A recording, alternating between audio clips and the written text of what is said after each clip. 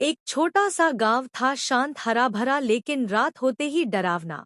गांव के किनारे एक पुराना खंडहर पड़ा था जिसे लोग चुड़ैल का घर कहते थे। गांव वाले कहते थे कि वहां एक चुड़ैल रहती है, लेकिन अजीब बात ये थी कि वो किसी को नुकसान नहीं पहुंचाती थी।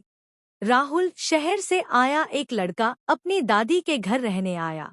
दादी ने उसे सख्त चेतावनी दी। बेटा, शाम के बाद उस खंडहर के पास मत जाना, वहाँ चुड़ैल रहती है। दादी, ये सब अंधविश्वास है। एक रात जिज्ञासा में राहुल खंडहर के पास पहुंच गया। अचानक ठंडी हवा चली, पेड़ों की टहनियां हिलने लगी, और तभी उसने देखा एक सफेद साड़ी में औरत, लंबे बाल, उल्टे पांव। राहुल का दिल जोर जोर से धड़कने लगा। वो औरत धीरे धीरे राहुल के पास आई। मैं तुम्हें नुकसान नहीं पहुँचाऊंगी। तुम चुड़ैल हो? हाँ, लेकिन मैं ईमानदार हूँ। चुड़ैल ने अपनी कहानी सुनाई।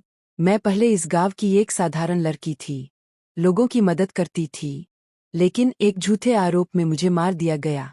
मेरी आत्मा भटकती रही और मैं चुड़ैल बन गई, लेकिन मैंने कभी किसी का बुरा नहीं किया, इसलिए लोग मुझे ईमानदार चुड़ैल कहते हैं।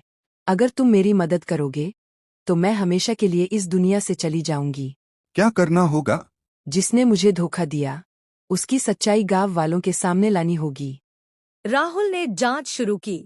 उसे पता चला कि गांव का मुखिया ही असली गुनहगार था।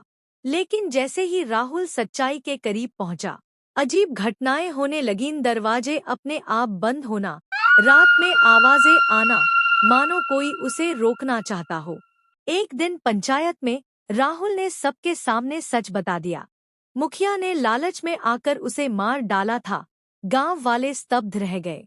मुखिया डर के मारे कांपने लगा, और आखिरकार उसने अपना जुर्म कबूल कर लिया।